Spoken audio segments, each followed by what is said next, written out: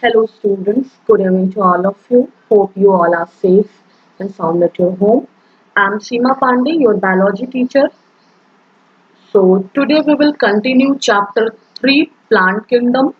We have already discussed in our before class that Bryophyta, right?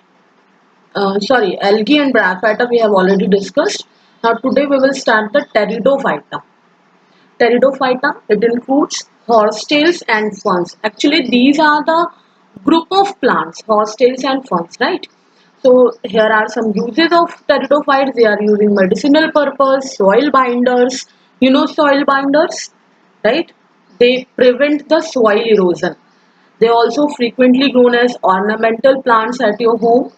So evolutionarily, they are the first terrestrial plant to possess vascular tissues. Students, you people knows about vascular tissues. Xylem and phloem are called vascular tissues.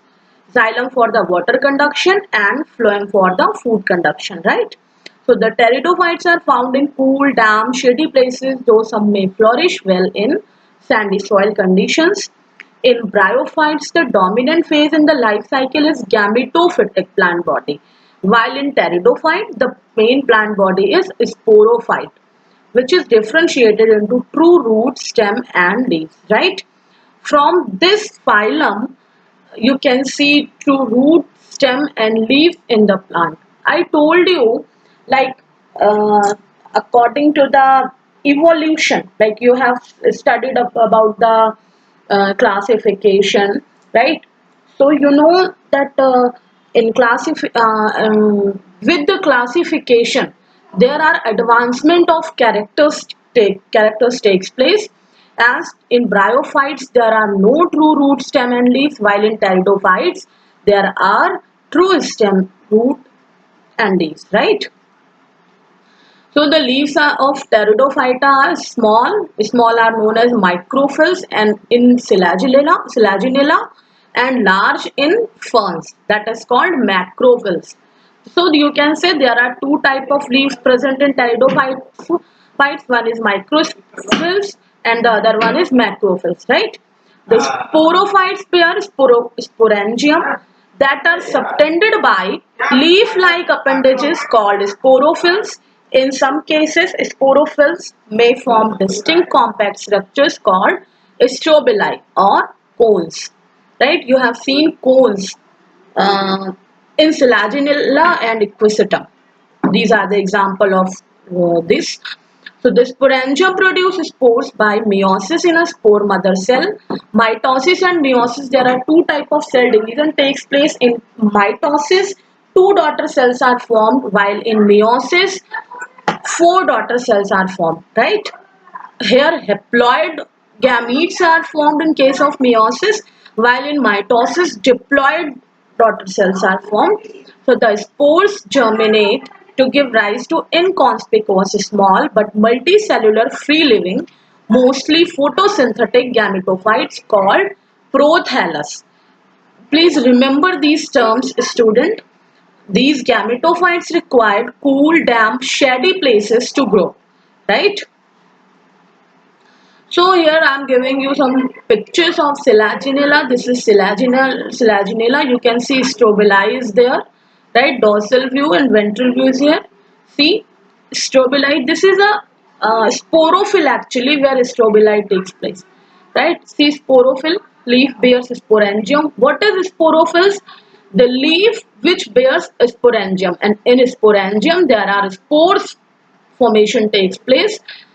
See megasporangium, that is female part, and microsporangium, that is male part, right?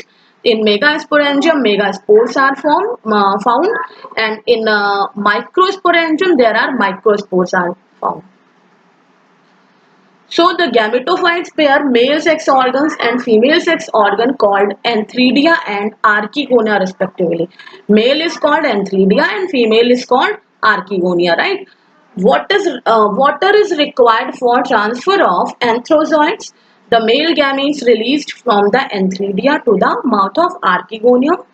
So fusion of male gamete with the egg present in the archegonium results the formation of zygote, In a majority of the pteridophytes, all the spores are of similar kinds. Such plants are called homosporous, right? Spores are of similar kind. That's why they are called as homosporous. Genera like Selaginella and Salvinia, which produce two kinds of spores, macro and micro spores, are known as heterosporous. Right, student? So these are two genera, Selaginella and Salvinia. Here, microspores and macrospores are found.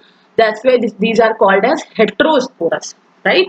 You can say like isogamous and anisogamous we have seen in algae. The megaspores and microspores germinate and give rise to female and male gametophyte respectively. The development of zygote into young embryos take place within the female gametophyte. Got it? So this event is a precursor to the seed habit, considered an important step in evolution. As you know, our classification is based on the evolution actually.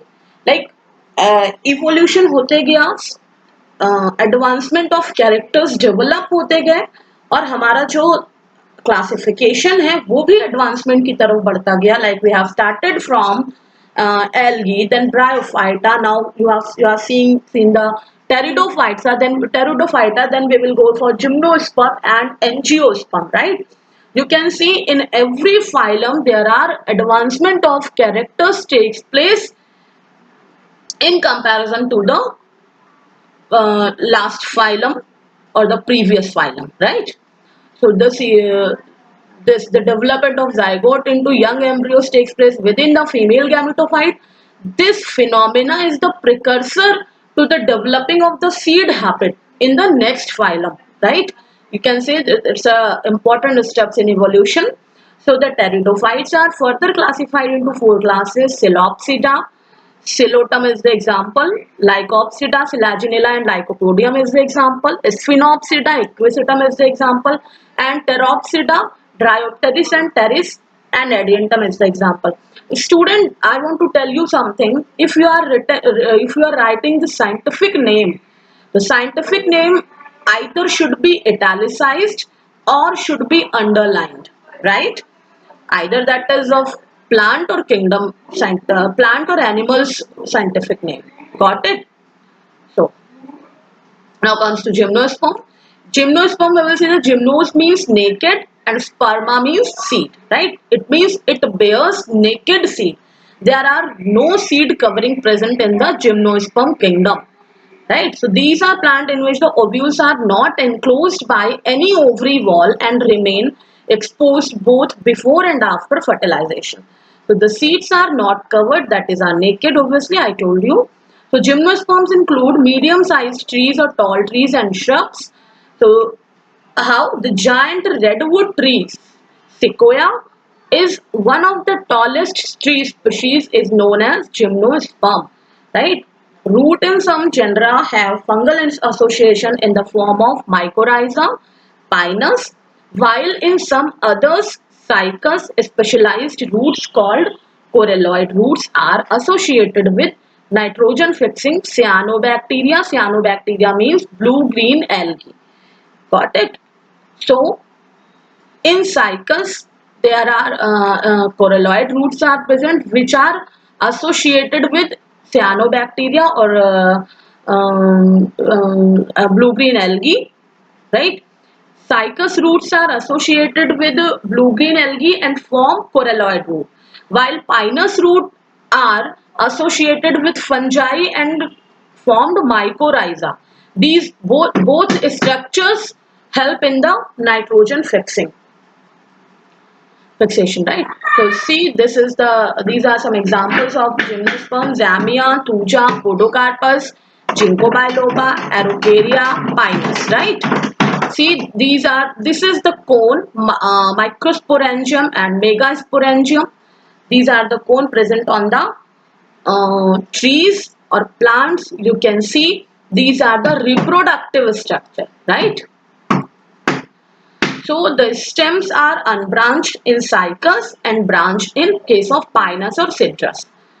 Citrus is the deodar. You have heard about the deodar trees. So the leaves may be simple